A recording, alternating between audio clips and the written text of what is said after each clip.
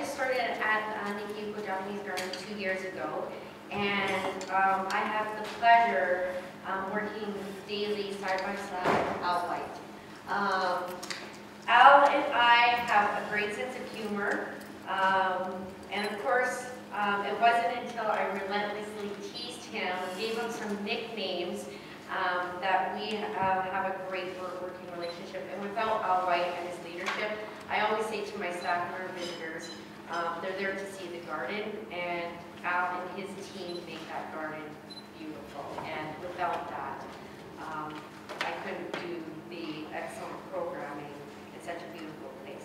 So Al was born and raised in Lethbridge. He began working at Yuko Japanese Garden in 1991. He started out as a summer student and quickly fell in love with the garden. He trained in the garden arts under Masa Mizuno of Portland, Oregon.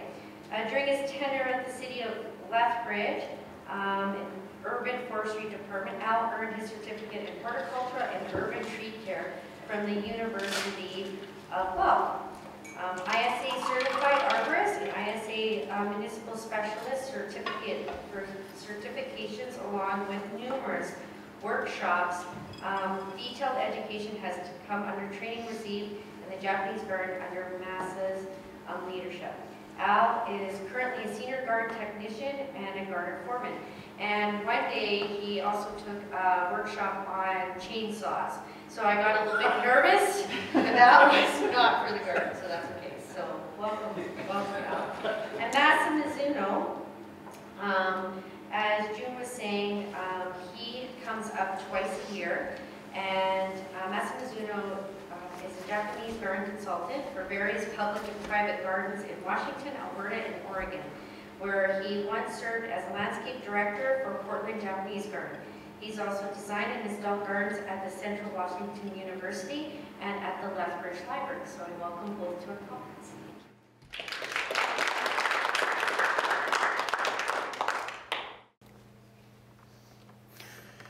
First, we'd like to thank everyone for being here and for your interest in the garden.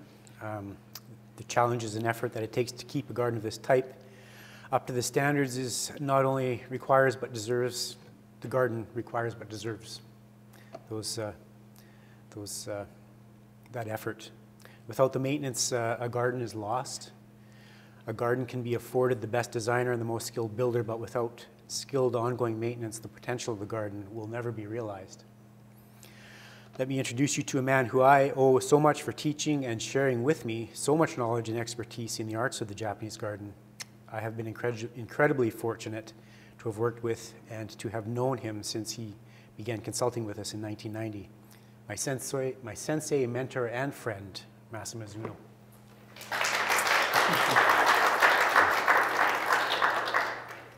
Thank you for everyone, and my name is Masa Mizuno. I'm privileged to talk to this large number of the people with using the history of growing Japanese garden in Lethbridge. I hope you enjoy it and lots of questions to ask. And of course that I can, when we walk through the garden this afternoon, you might have more specific questions to ask.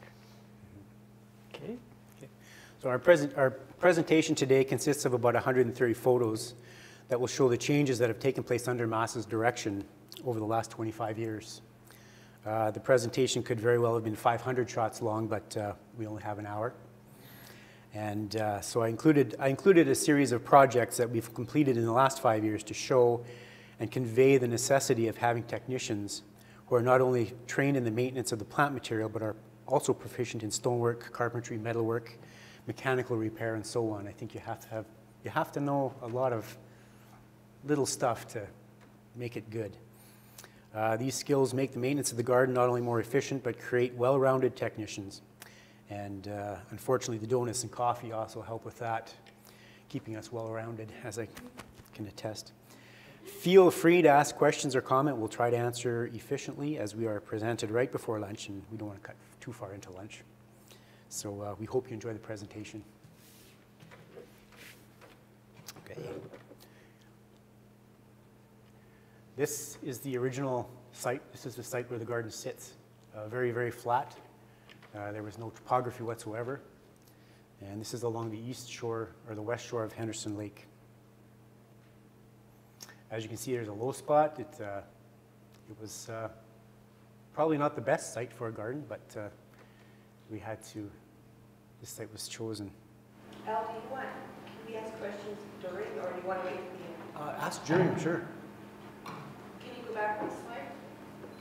So were these trees, which were there because of Henderson Lake, were they maintained at all, or were they taken out from the garden? I believe those trees were removed when the garden was built. Yeah. Some of those may remain along the south edge, but I think most of them have been removed over the years. They were pretty much all poplars, and they had declined severely, 10, 15 years ago, so most of them have been removed. Another shot of the shoreline and the type of trees that were growing. And I will be repeating some of the photos that June has. Speak up and speak into the mic. Okay. Certainly. So, bring this little. I'm going to stand to the side here because then I'll be able to speak. Okay, so this is the site where the stones were picked, I guess you could say. Frank Slide to the left, Crow's Nest Mountain right down in the valley there. So it would be an interesting site to go back to see what's left, if there's anything available. And you can see the equipment and the gentleman out there choosing the stones. And of course, one of June's photos as well. I'm always amazed that this truck picked that stone up. Things have improved over the years. And once again, there it is suspended. And here are the stones laid out on the flat field. They were obviously offloaded from each side of the truck and waiting for the construction to begin. Another one of June's photos. This is the spillway for the main waterfall, and the small bit of concrete up to the left is the top of the well and pump house. All the fill was taken from foundation excavations just behind where the Park Plaza Hotel is. So it's not the greatest subsoil. However, we've been working with it over the years. Another shot of the stream being constructed. And in all the years I've been there, planting, digging, doing whatever, I've never ever found a piece of plastic. So, I don't know where it went, but it's gone. This is one of the falls underneath one of the bridges, I believe. And some of the rangui being placed.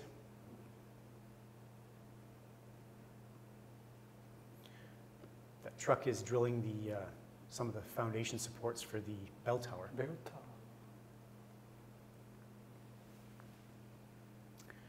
And again, spreading the topsoil over top of the subsoil, getting ready for, I believe they did plant a bunch of sod there as well. Some portions of it were sodded. How much topsoil went on over top of them? My guess, in most areas, maybe 2 inches. Yeah, not a lot. Yeah. So when we do plant, we end up finding a lot of very anaerobic clay. It's not the greatest spot to plant things, so usually we try to plant a little bit shallow and encourage root growth out into the topsoil.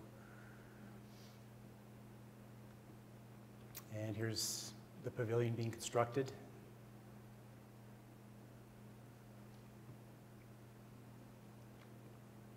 One of the craftsmen that was sent over to reconstruct the structures. I like his hat. And here is some of the early days, one of the early days, and what it's evolved into. Trees grow, grass grows, turf grows. Could you speak up, please? I'm trying, Chad. I'm just going to hold this. How's that? Yeah, there we go. It's got to be very close. Okay. And this is what I refer to as the beginning of the Dark Ages in the garden. Dark Age. This was a Apparently, after the garden was built, in the early days, I guess the managers of the area asked, how is this garden, how do we maintain it? And somewhere in the interpretation, they heard natural. And so I guess they realized natural meant, well, you just let it grow, and that's natural. So this is what happened, and as you can see, no form, it was not very pretty, to say the least. And this is what that scene had evolved into after many years of maintenance. The foreground here, that area there, we removed all of the juniper in there because it was, this area you'll see in the next photograph is a part of the flow out of the mountain. And the mountain being turf, this area being juniper, it just didn't flow, it stopped. The flow stopped at the walkway. So what we did was we removed it and turfed it. And this is a different angle of that view. As you can see, lots and lots of plant material, not a lot of maintenance. This would have been just after we started candling and pruning some of the pine very early in the 1990s. And then here is that same scene today. You can see how now that area between the bridges, it ties in with the mountain behind it. This is the north end of the pond. Once again, I like the quality of these photos because it adds to the dramatic effect of how nasty it was. And since that time, the reshaping, apparently these plantings are too big, and there is talk of removing and replacing with smaller plantings. So are they too big because you pruned the original down, or are they just growing too big? Yeah, they were too big they were left to get too large, and then we had to keep reducing down to the point now where there's only about this much left of the green layer. And so we're just kind of maintaining at that height. Are those all Yuko pine? Yes. Yeah. Let me explain about the azumaya. So you want to set azumaya, look out. What you see, you don't see any body of the pond because of the size of the Mugo pine is obscured. So this is the first things we have to do. How far you will drop the height without losing the form. And sometimes we few attempt to reduce, then we realize we're destroying the form. Then we agree on to replace with the young plant. Then grooming annually. However, that we don't guarantee that replacement will keeps in the heights without losing the form. The average, my estimation, is only we can hold about 15 years. Okay? So when you maintain the Japanese garden, you are dealing with this. You have to anticipate, how long you can hold. If you can't hold, you better seek for the replacement to start over. Otherwise, you lose the design intention to view from vista to the scenery that original design is built. Okay?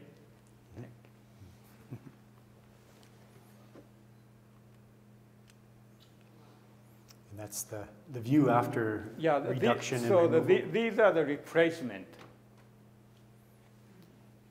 Yeah. Can you go back? So that now that you can see this line without any shrubbery interfere.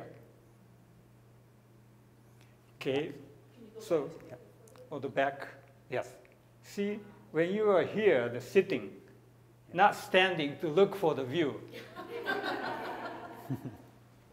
Because this one is the seating area under the cover. So if you are relaxed, you like to stay and observe all the scene is provided for you. But however, that each visit the Japanese garden for me during June and July, that's the very few the visitor take advantage of this facility to enjoy the view. They just walking, standing, walking. So there is some point we need to explain about each visitor, where to stop the pose, the view. Instead of, oh, I don't have any time, just zip through, with 10 minutes.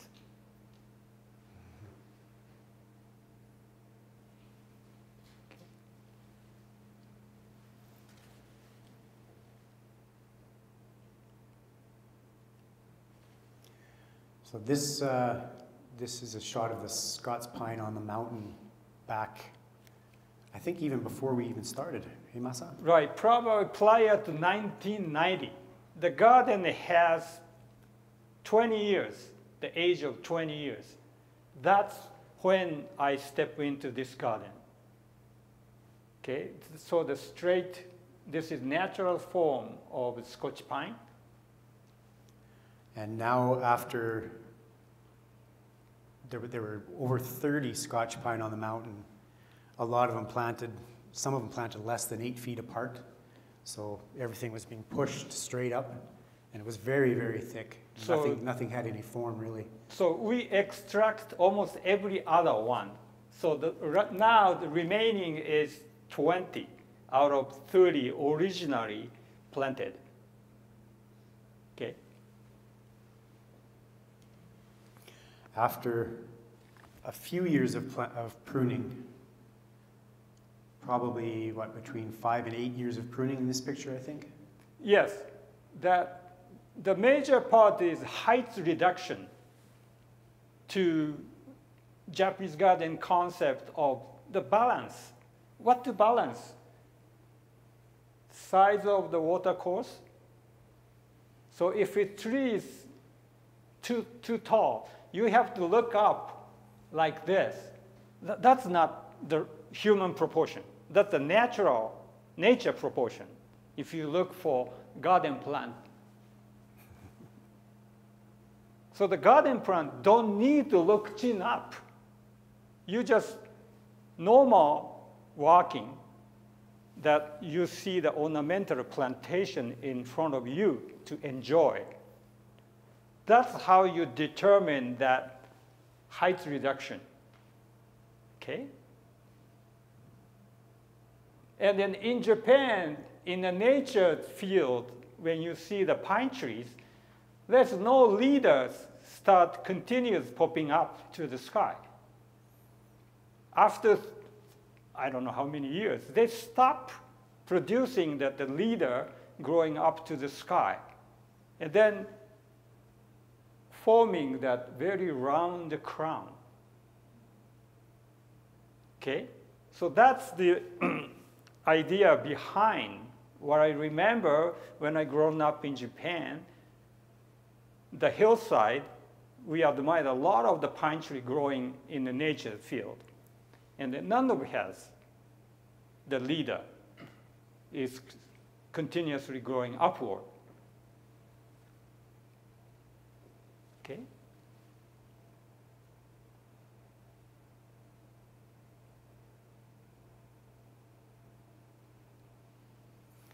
And one of the nasty things we have to do sometimes, however,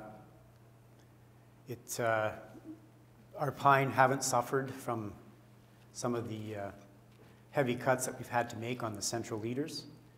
We've chosen, as you can see, just below the chainsaw, the 3 branches that are left, their diameters will equal to a greater diameter than what we were removing, so flow is still good. And as we're assessing the pine for reduction, we're looking for side branches that will create a new top, a new crown. And the branch in front was the branch that we chose for the new crown. So we go from chainsaws all the way down to snipping with little tiny pine pruners when we're manicuring the pine.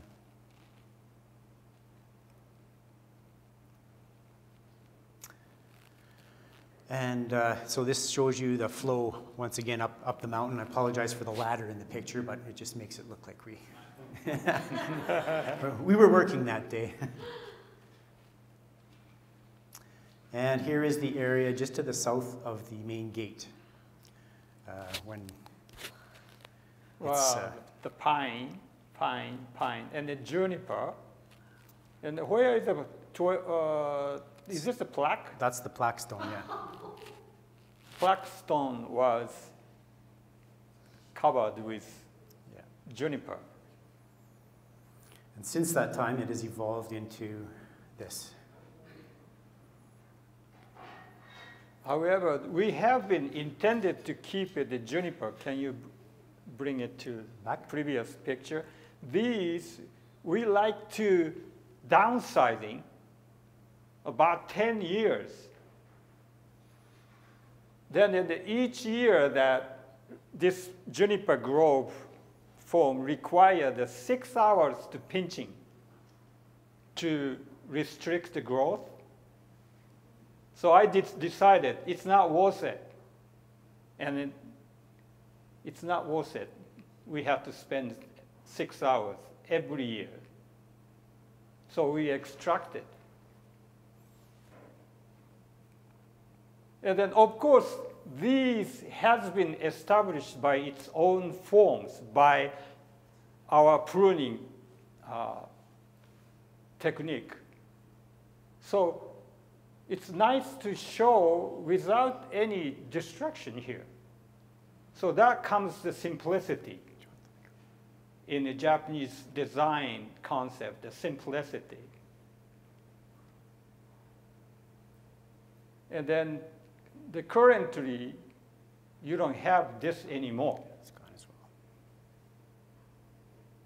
Because I like to see the very cleanness at the base of the trees growing out of the ground. But this picture is still showing. Mm-hmm. And then this is the process of we are making more distinguished of the cloud form. This is transition that I initiate, and then I got lost.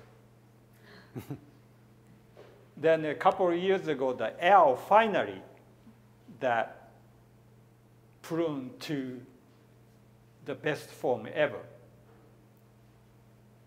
Do you have a picture? I hope so. Of current? Yeah, if we don't have a picture of the current, you'll see it this afternoon. Oh, see this Go back. afternoon.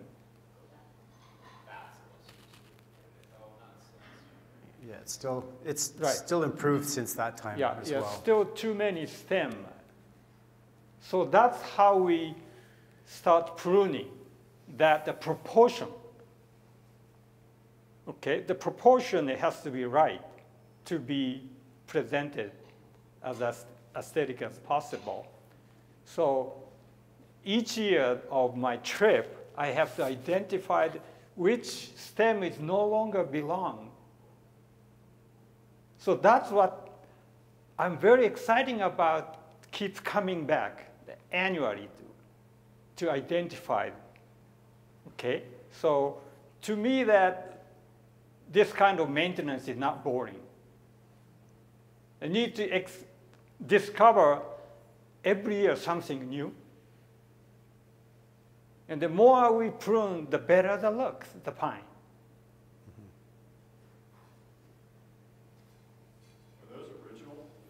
Were those planted in the original planting, those Yukos? I believe they were, yes. Yes. So they're 50 years old also. Right.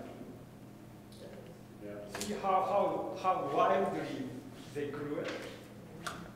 But after several panic, they tried surround it. I think Kendall Brown stated that nurture. That's what exactly we have been applying to these pine. And they responded beautifully. The one great contribution that Edzard volunteered in my early part of my service is that he came to volunteer to deal with overgrown pine trees, how to treat. So he really initiated the big hut. I was shocking. But size of this first branches off the ground, he hand saw applied and removed. Then I was a bit of worried about how plants sustain this abusable pruning, but beautifully. So I got confidence, I can apply, similar way to what he applied to it. So I really give that pine tree now is initiated by Edzard, the volunteer work, back in 1991? No, yes, 91, 92. 91, 92. So,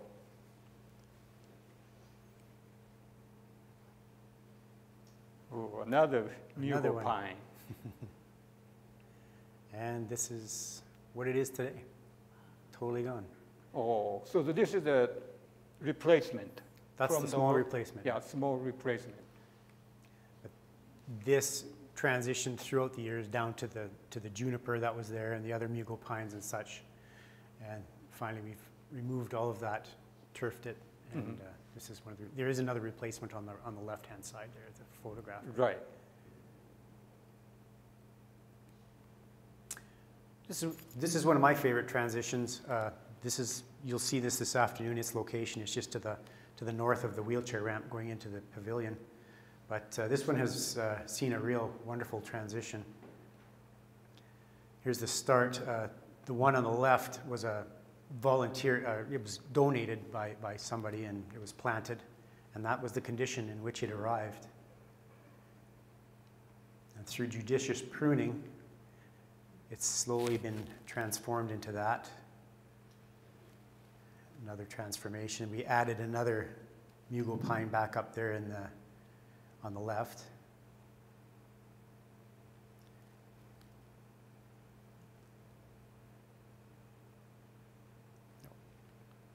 And that's as close as today as we've got on the photograph. It's changed considerably, and it just goes to just show you how much you can transform a pine from what it was to that just by redirecting growth. Send it this way, send it that way, remove this, send it off that way, and then, like you say, foster it until it's spread to where you want it to be.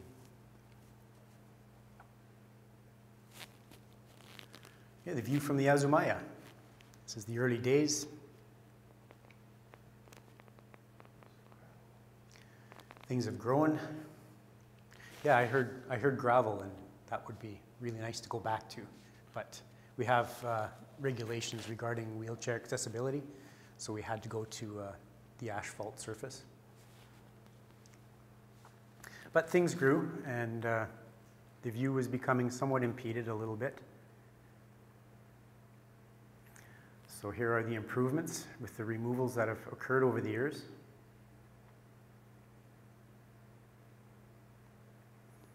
Nice, wet, misty day. What type of juniper do you predominantly use here? The one particularly beside the lantern is Calgary carpet. Oh. Yeah. Then I wanted to include this slide to highlight the pine that's obscuring the view, and once again demonstrating just through pruning what they can become. So we reduced it so that the whole pine was viewable through the Azumaya.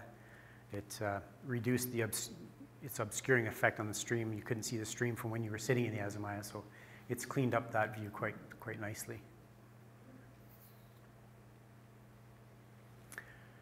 early days of the waterfall and the mature days of the waterfall.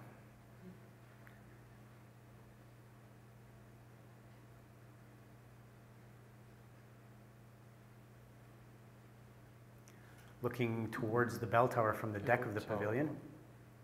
Okay. And the mature garden. That's one thing a lot of people don't understand is the garden's not a static place. Mm-hmm. You know, it is constantly growing and you're constantly adjusting, and you know, you can come today or come tomorrow, come the next day, and it looks pretty much the same as it did before, you know, but they don't realize all of the time and effort that we've put into taking care of all those changes that are always happening and adjusting to them. Yeah.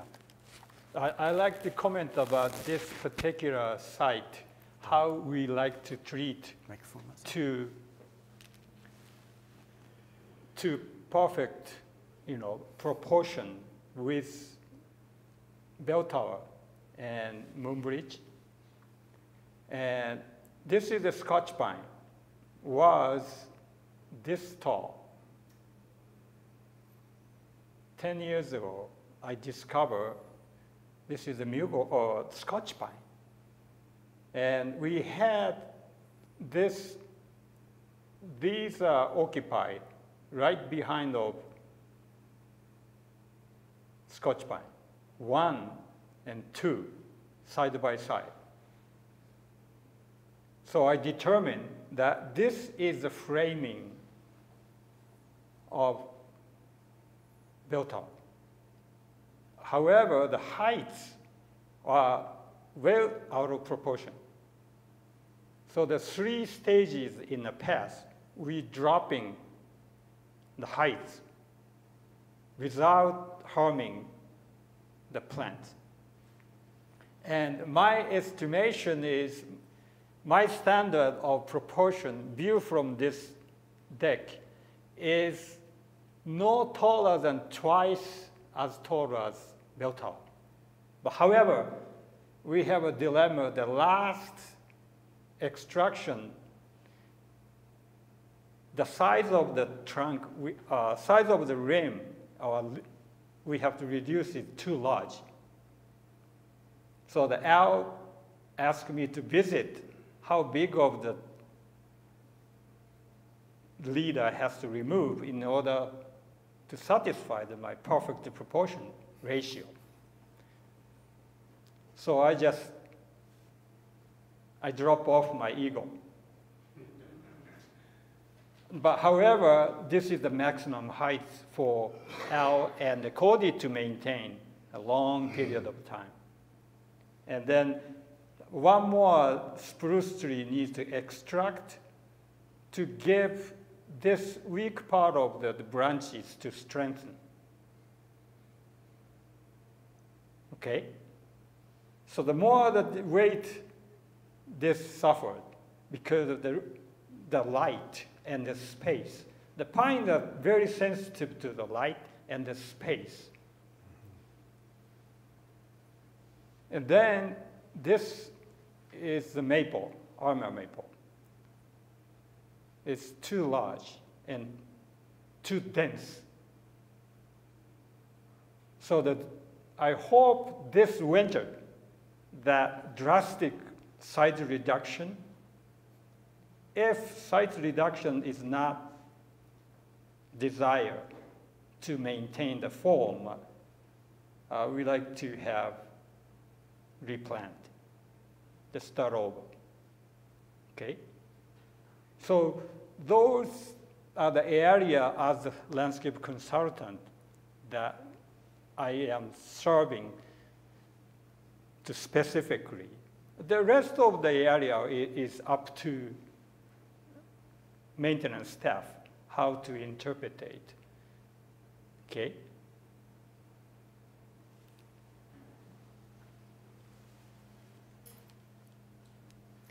This is what we refer to as the pine.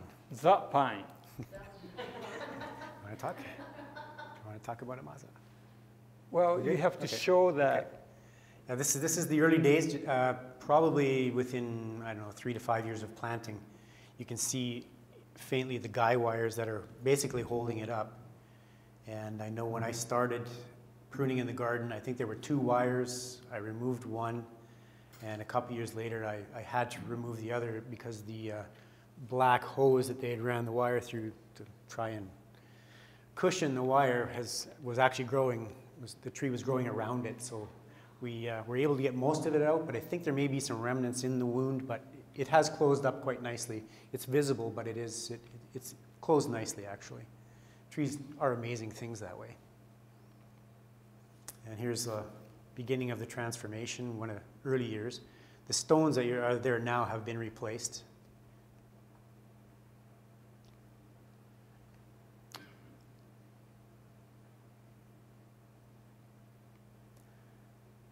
The beginning of the transformation, a lot of the top has been rounded over, some separation created.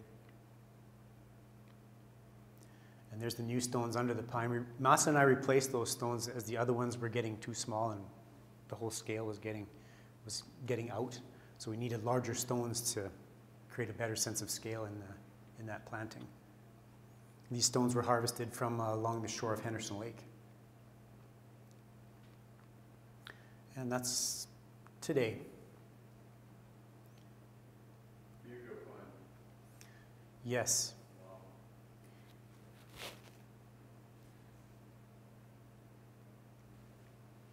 Looking west from the bell tower.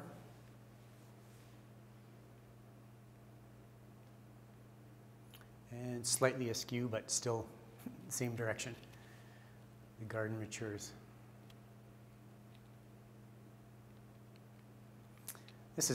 I like this shot because it makes the stones look really, really large with the little trees in the background. And then the next shot kind of reverses all that. So.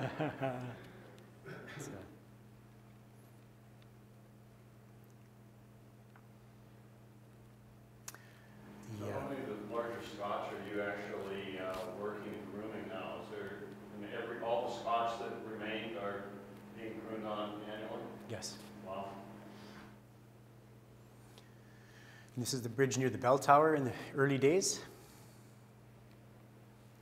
Into the Dark Ages. Oh, Dark Age.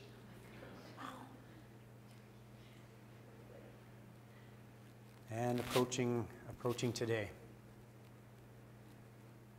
All through pruning, judicious pruning. It's truly amazing. I'm always amazed at how much you can change a plant just by pruning.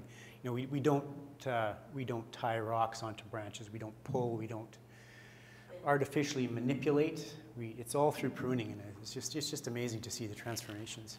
Did you get into the water to actually prune them? Oh yeah. We'll put on the hip waders and stand out there, setting up ladders in the pond. And as you're up on the ladder, suddenly the one leg starts sinking into the mud, and it's like, whoa, okay, down we come, and reset. Can I ask you about the grass? I hope I'm not going to be run out of town in asking this because Canadians love grass. Yes. Carpet like grass. I hate cutting it.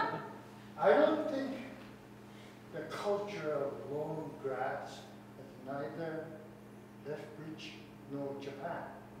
Lawn grass, like LA. L.A.W. And I know that we more or less destroy the native grass around here because of our agriculture. But they are hardy. They survive winter without taking care of.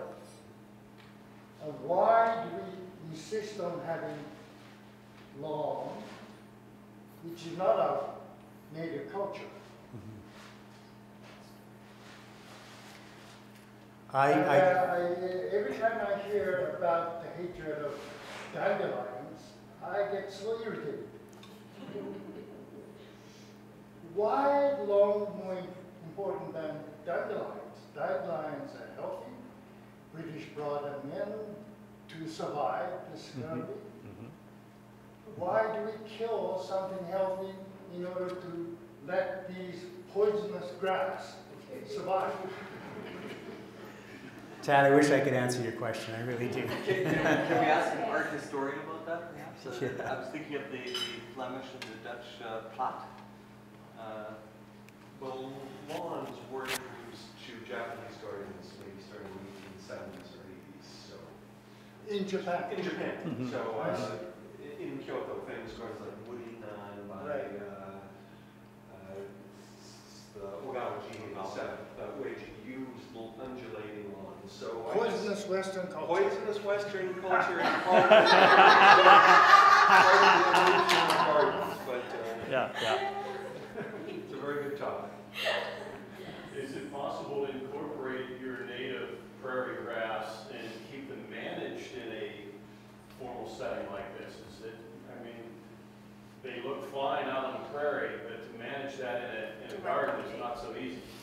You know, former Emperor Hirohito did not allow any gardener to come into their palace. They wanted to have it wild. It's a famous story. And I don't know what they did with that beautiful garden. Probably they cut it all down and brought in poisonous. These are old Meiji arguments, Bunmei Kaika, civilization and enlightenment, and what comes in and what doesn't. We don't want to go too sono-joi. Yeah. Sorry. I hope I won't stay. You guys have a problem with the cheap grass also in this area? But Ted, The cheap grass taking over? Not cheatgrass, Not but there are a lot of things. Yeah, a lot of things. Crested wheatgrass. Not native.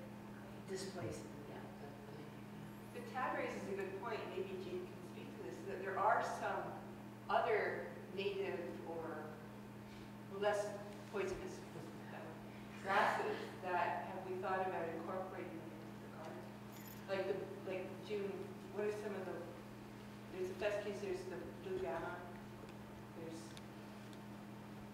aren't there some other low kind of shrubby, grassy type things? There are, but it would give the garden a different look. And it would require a different style of fostering. And so, I guess it would depend on what direction you want to go. Let me just add one point. Visiting Japanese gardens in Australia about 10 years ago, near Brisbane, they built a Japanese garden in design and theory, but the idea was using only native Australian plants. And it was good in theory, but the plants often did not take pruning, could not be shaped. And thus the result was ugly. I mean, a kind of noble failure in a way, but I think it's useful to study those other models. Because other people have raised these issues and attempted to address them, and I've yet to see it work as successfully as we might imagine. Well, and most of those native grasses have more of a clumping manner anyways. And then you get that, what you get with this turf grass is more of the flat and the repose. You get that negative space. And so, you know, with that bunching grass, it's a little busy. So it's a little hard to try to make that translation, I think. Yeah, I think the consistency and the cleanness that Japanese accept as the ground cover versus moss. And there is a moss growing in this garden under spruce tree. And even that July visit, I see the indigenous moss growing. But however, that if you encourage the moss to spread, somebody has to maintain the ground, which is every single day to remove the debris from the surface of the ground. And then the moss, indigenous moss, require certain filtering light. And then also humidity in the air. So the same degrees that having the green grass and having moss, same degree of the maintenance required. So we have not established of the routine maintenance to maintain the moss yet.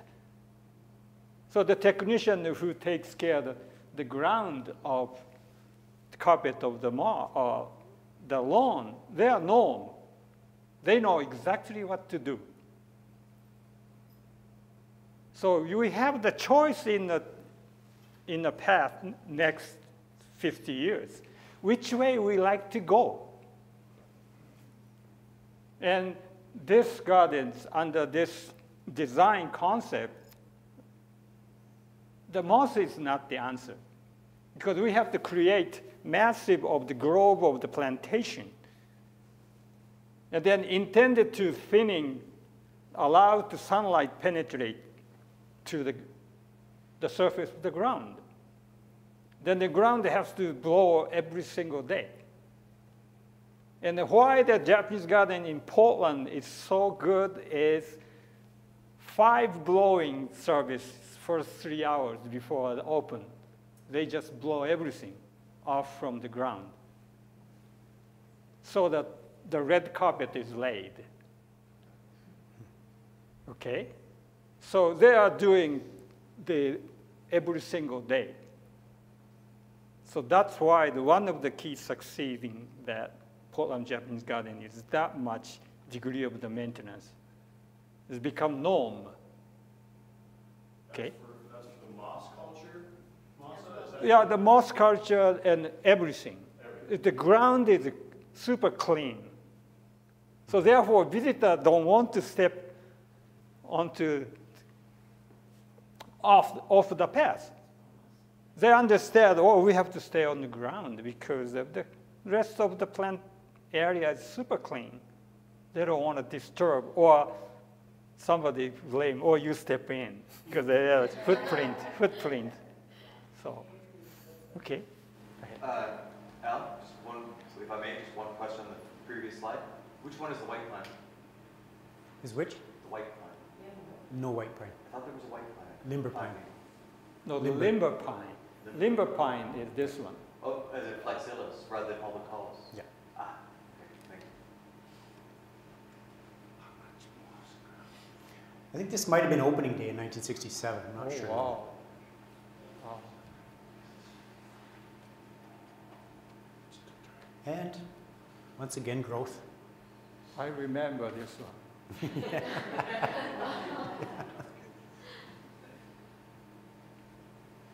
And cleaned up, Yeah, clean. simplified. The replacement. We attempt a couple of times to reduce the height significantly, and the more we reduce, the uglier we saw.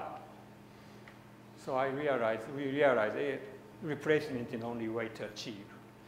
So when you shop for a replacement, are you looking for the biggest replacement you can find, or are you looking for optimum, get a healthy shrub? How do you select that? Sometimes both, yeah. You're looking for size and health of the plant. Different locations will require different size. So we'll say, okay, well, we need this size for that area. We want this big one for over there, and so on, that sort of thing, yeah. So do you have access to a fairly large stock locally here? Locally, it's tough. It's tough locally. Al, isn't that question actually a question of what size of needle it is? What size of the growth that is actually there? As in, there's more to just something. Are you looking for a big tree or are you looking for a small tree? I seem to remember actually, let's go back to 1994, that Mizuno Sensei was saying that the actual selection of the plants here, this one was right, this one was better, this one was worse, based on the size of needles and the growth habit that was actually involved. So we weren't really looking for girth. That's actually part of the question there, is that we're not really looking for the large nibari there, but we're actually looking for how is this plant actually going to be in the long term with how it grows. Is that part of the equation? Yes, absolutely. Yeah.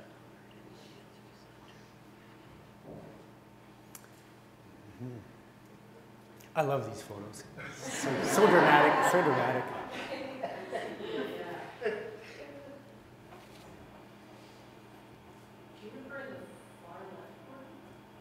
Yeah, this is juniper.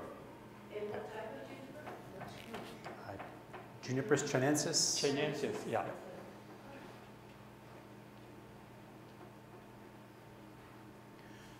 This is the beginning of some of the projects that we've done in the last 5 years that had been on our minds for a long, long time. But the way how would you put it? I guess the organizational structure for many years didn't allow us to do certain things. You know, carpentry was supposed to be done by the carpenters, and concrete was supposed to be done by those guys who work with concrete, and we were basically limited to looking after the plant material in the garden. However, after it got to the point and things relaxed a little bit when certain changes happened in the organization, the city's organization, we decided we're going to fix that because this has been on our minds for a long time, and so we just decided we're going to do it. And these are some of the projects that we did, and they were a lot of fun. Every one of them was a lot of fun. This waterfall here, this is one of the original pictures. You see the large stone in the center is nicely upright. The small stone to the left of it, the water is flowing over it. And the stream dividing stone is where it actually should be. It isn't right now, but it's in the place where it should be. And this is what happened over the years. The large stone started slumping forward, and you can see the water is no longer flowing over the smaller stone on the right with that arrow that's pointing down. And another angle of the waterfall not quite flowing properly. And can I see the pointer there for a second? Yes. Yeah, the space between the large stone and the stone to the left, you can see how the gap has opened up. So did you actually reverse the falls? Is that the original? That's the original there, right? Yeah, that's the original that's kind of falling apart. Right, so the center front stone is to the front and right-hand side, so therefore water will flow to the left. And the previous two slides, was that the revision? The previous two that you showed, going back? No, this is before. This is when everything was not flowing properly. Yeah. Right, thank you. Yeah. Because that looks like it's reversed from what the original setting was. Yeah. No, just a different angle of the shot. But here we are. We're getting ready to dismantle and repair. And you can see the gap. Okay, the arrow is pointing to a stone and concrete that was stuffed in the original gap. And now you can see the next gap from the rock even falling over even further. So the chunk of concrete that we pulled out of there was probably the size of the stone on the left, half the size of that. The solution was, in those days, as the stones were slumping forward, we stuffed mortar behind them instead of fixing them. And so we've discovered a lot of that in the garden. It's quite amazing. So here we are. We decided to, we pulled all the concrete out, excavated, put the come along, ran it up to a tree, and we pulled the large stone back up into position. Washed, cleaned everything out. Got everything to the right, to level, to the right height. And got the last stone set properly where we wanted it. And remortared in between everything. We do a lot of this hand type work in the Japanese garden. We don't have a lot of bobcats and cement mixers and things. It's mostly by hand, and it's so enjoyable. Packing it in. There it is, regrouted, things back in place. Unfortunately, the stream dividing stone in a previous repair years ago that was done by the carpenters, they moved that stone back for whatever reason. I don't know why. And there is a lot of concrete under that gravel that's holding it in. I would love to bring that stone back forward to where it should be, but that's going to be another big jackhammer and re-cementing job. But there's everything back in place. The gap's closed up, back to original. And here's where it was before we started, and here it is after. It's all flowing properly. Oh yeah, again. the flowing water over this stone. Yeah. And there's another shot. Shoreline was another. This is the original shoreline after the garden was built, and it was very nice. Unfortunately, a lot of erosion was happening, so the society and the city said we have to do something about it. So they brought in the contractor, and he built us a nice wall. It was it's an L-shaped foundation, probably 6 to 8 inches wide at the top, 6 to 8 inches thick on the bottom, and then they filled in the L shape with two courses of large stones and concrete. It wasn't going to go anywhere. And you can see where the grass is slowly eroded back, and so you can see the top of the L. Another view of it. And here's where we exposed the top of the foundation. And we said, okay, we're going to knock her down. We're going to take it down to a single course of stones, try to get it back to somewhat original. So we rented the jackhammer and we started jackhammering. And there's Cody working away. And once all that was done, we refilled it with soil, tamped. And there it is coming back. This is a picture earlier in the spring. It's not quite as pretty as the original. However, it's much softer. It's not a glaring concrete wall. And there it is there now with the grass filling in.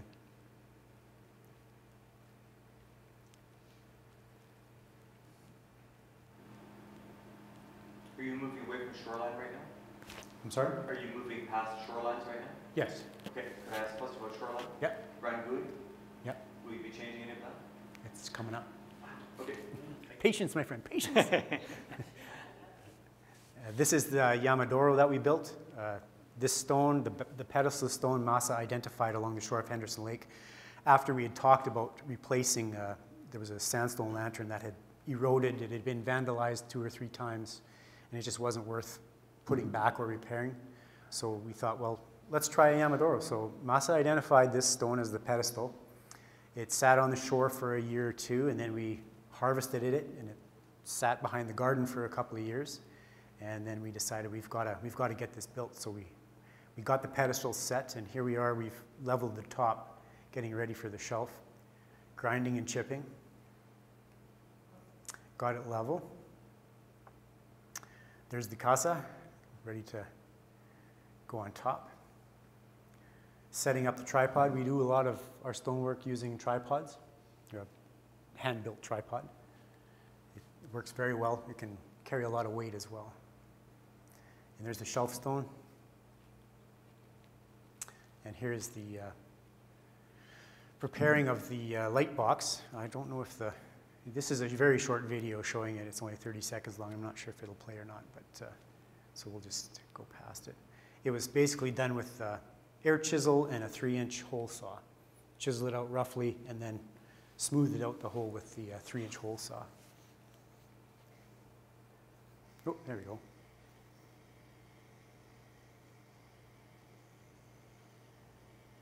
It's Cody doing the handiwork.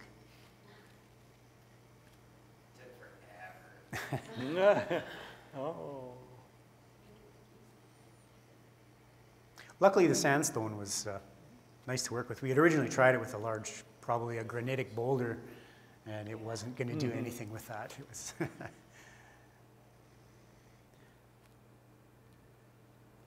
and there it is, sitting on the shelf. Getting ready to hoist the casa.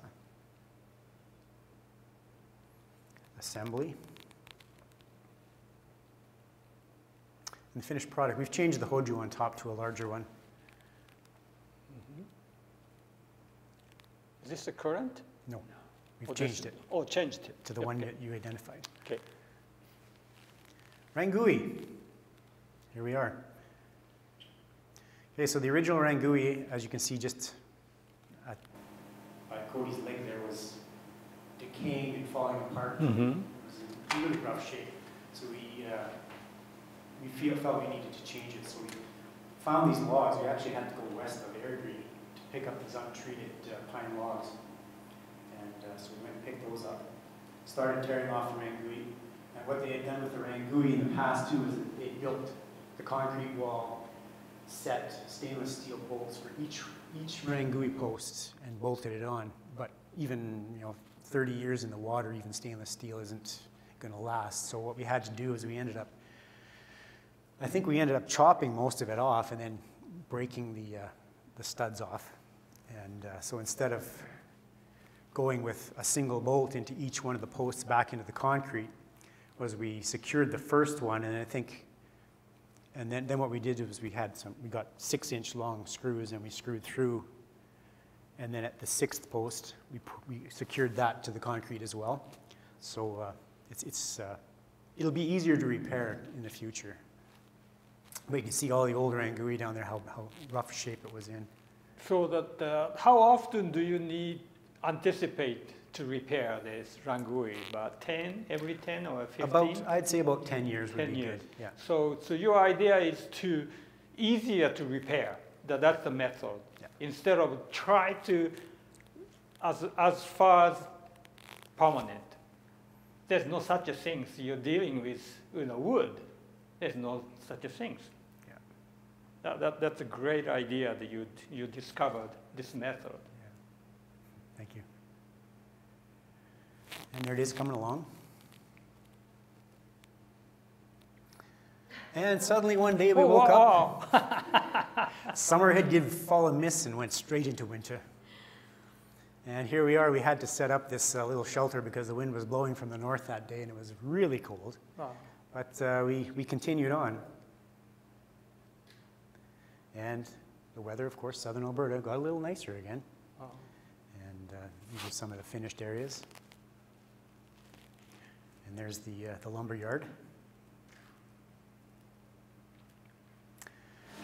May I ask a question before I go past the Sure. Thank you. Now, historically, and some people could probably correct me if I'm wrong, would appreciate that if that be the case. Rangui is used as a basic stepping out of boat place. So it's used as that warp side and only as the warp side. Now, in the overall context of the garden itself, and it's one which is now very prevalent in Canada and the West Coast and everything else, is the amount of change that actually takes place. So you've already changed the shoreline now, and you've taken it from the original and basically improved it, I guess, in that sense of what the original context of the garden is and would be in the long run. Now, why would you still be maintaining the Rangui, which number one is hard to maintain, 10 years, 15 years, is not, it's not a boat landing place all the way around the island, so therefore it's normally done in stone. So why would you actually carry that idea forward rather than proposing change? Was there a change or a reason why you actually have that replicated that way? And it's formal. Why did you use the formal stuff? No, we've been, I don't want to use a word like forced, but encouraged to follow the original, what was there originally. Even though in previous areas it was already, those were the materials that we had on hand, so we did this. And there's no question of whether or not there was no stone or availability of why is it that way, or like is there somewhere written that you have a reason why it's very good? I can agree with maintaining what you have, like absolutely no question. It's just sort of a how does one make that decision, and we're at 50 years. So 94 was the first authenticity year. Then in the second phase is now coming at 50 years. Now where are we going to be at 75? What will be changing?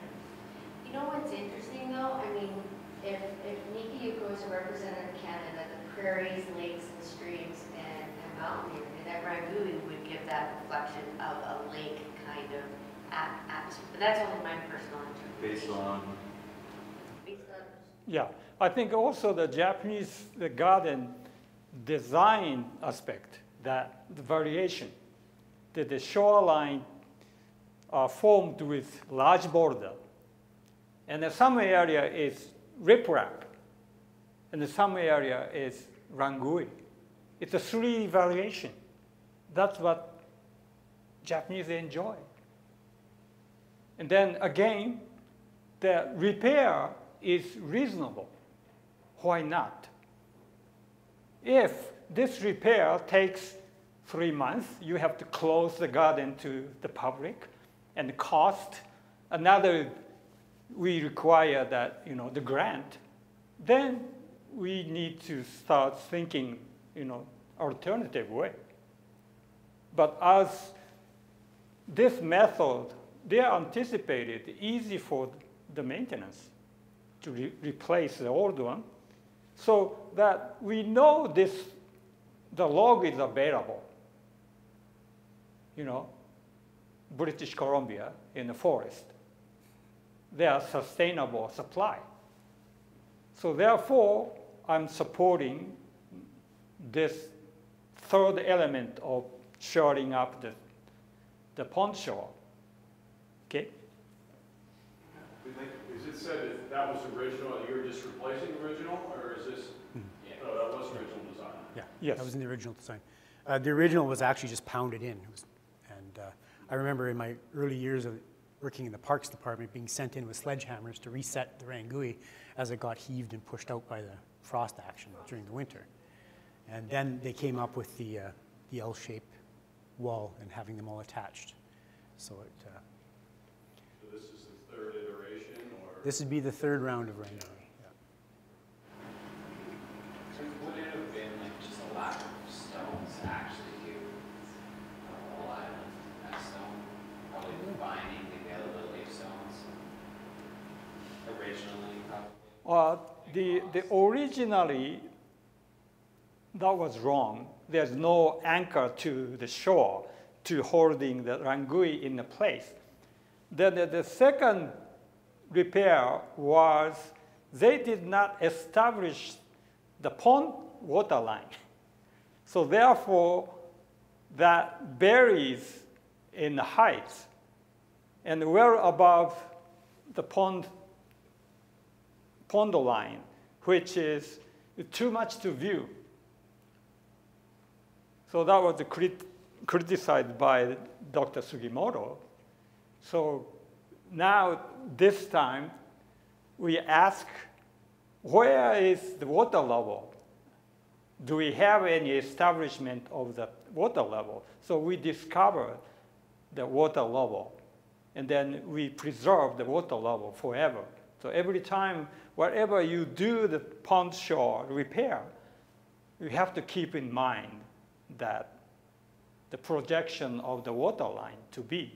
And then all of these and the riprap stone has to be between 2 to 4 inches variation to rise above the water line.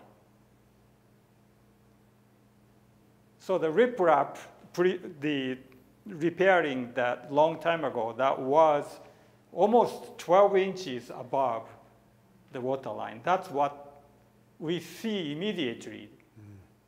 It should not be to pay attention immediately what holding the shoreline. Okay. So we, in the course of working through the day, we discovered an area that offered a really wonderful view. And so we talked about a bench and stepping stones, and this is the progression of that installation. Here's the bench. This is the original kind of idea. We set 2 stones for the legs, and we found actually this piece of cedar was a former Henderson Park sign that they had taken out and planed all the paint off and discovered, like, wow, this is beautiful laminated cedar. Let's see what we can use it for. Kind of like, the idea of reuse in the garden, using old things and making something new out of it.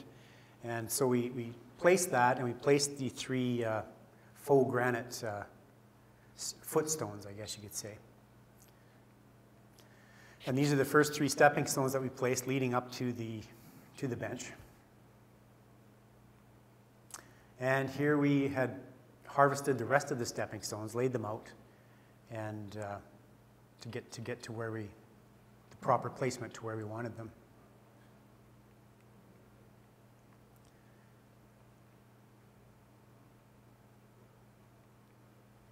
And here they are set. And so we did our best to try and match the 2 edges on each of the stones to make them fit nicely, leading up to the bench, but I still wasn't happy with the top of the bench. It just looked like a board sitting on top of the stones. It just didn't look grounded enough. So our old garden benches that were liquidated a few years back.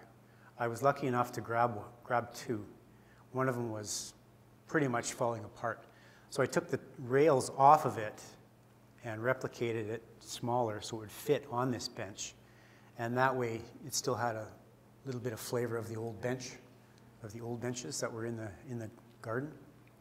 And so it's, as you can see, it to my eye, it just grounded everything. It made the bench seem more solid, and it looked like it fit together much better.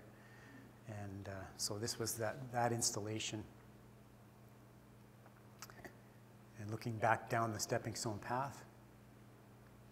And the wonderful view that we discovered is that one. Nobody had ever sat up there and looked north towards the Pine Mountain, and it's really nice. It is strange enough to, I discovered this scene took me 20 years. Isn't that funny? And I was very happy. One day, I was, standing far away from this walkway, garden path, and said, "This is a nice view. Let's bring the guest to enjoy the view." So that's the reason that we decided placing the bench. And can you go back? That location where, so this is the Azumaya. The spruce branches obscuring, you don't see this. It's so close. Because I always, ever since I came to this Leslie Japanese garden, I need more sub-path so that we can hide ourselves to be in the garden instead of just keep walking on garden path. So that's what always I had in my mind, how to create sub-path. So this is the one of the sub-path I created. Another one is the Prairies garden, where the large stepping stone cross the grass field.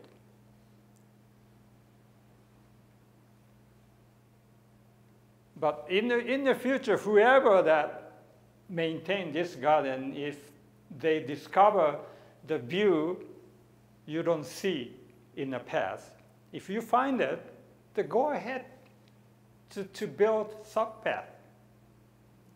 The result, the visitor, if they discover the path, they can stay in the garden long period of time. That's the benefit, because we are working for the visitor, right? We are not working for the Japanese garden.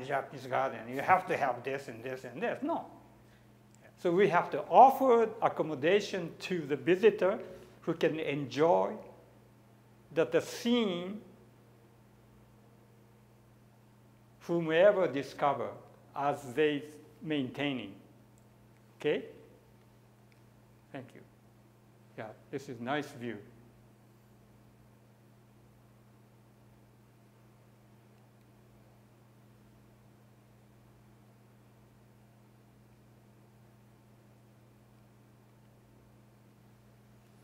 This concludes our little slideshow.